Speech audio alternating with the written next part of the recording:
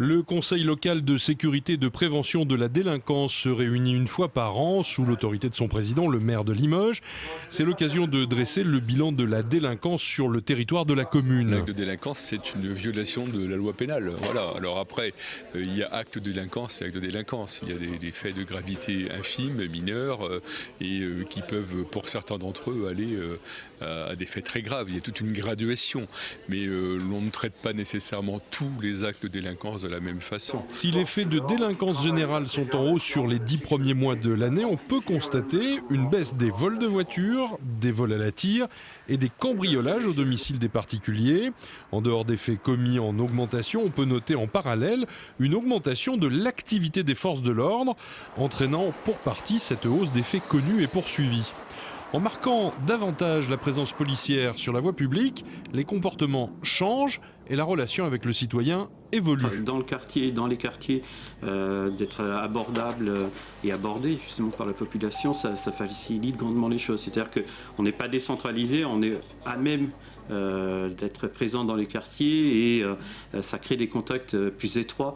Les gens, en fait, on se fond dans le paysage et les gens ont tendance à venir nous voir plus facilement parce que justement on est là, on est présent, il ne faut pas aller au centre-ville, on vient directement voir son commissariat de quartier, ce qui facilite grandement les choses pour la population et qui pour nous est un grand plus aussi parce qu'on connaît plus notre population aussi des quartiers. Si le cœur de métier des forces de l'ordre est la répression, la prévention est désormais plus présente et traitée en réseau. Aujourd'hui, c'est ce que l'on demande au procureur de la République, c'est de s'impliquer davantage et toujours plus dans les politiques partenariales avec les autres services de l'État, avec les élus locaux, avec le tissu associatif. Et c'est une charge importante, parfois un peu chronophage, mais qui est intéressante et qui fait ses preuves également. On est plus sur de la prévention de la délinquance.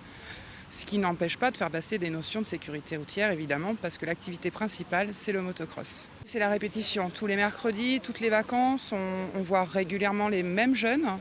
Donc, à force de venir, de fréquenter le centre régulièrement, attacher son casque, mettre les protections, ça devient vraiment une habitude pour eux. Le centre Loisirs Jeunes reçoit près de 2000 jeunes chaque année, venant majoritairement des quartiers prioritaires.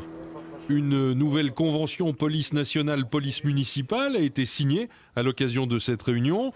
La voie publique est par nature ouverte à tous et un simple contrôle peut déboucher rapidement sur une situation complexe, avec par exemple la découverte d'un outil pouvant devenir une arme. On la garde. Vous viendrez chercher depuis le trouver. Avec un grand sac. La présence sur le terrain rassure la population, et particulièrement lors des événements festifs. Très bien. Et vous? Ma foi, ça va. Bonjour, bonjour. Si vous impressionnez, mais c'est bien. Ah bon, mais c'est bien. C'est bien, c'est bien. Ça va, on fait son Ça sécurise. Tout à fait. Est-ce que tout va bien pour vous? Ah ben pour l'instant tout va bien. Pour l'instant, oui, on attend la foule avec impatience. Elle va pas tarder. Elle va pas tarder. Oui, vous êtes sûr? Ah oui, je pense, oui. Non, très bien, très bien. Bonjour. Si les caméras de vidéoprotection ont déclenché près de 2000 interventions de la police municipale, l'appel au 17 police secours a retenti plus de 9700 fois cette année. TP SIC de TN87, TP SIC.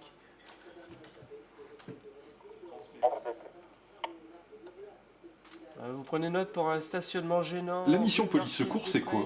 C'est répondre à des missions de caractère d'urgence quand les concitoyens nous téléphonent sur le 17 police-secours, en sachant que l'urgence peut...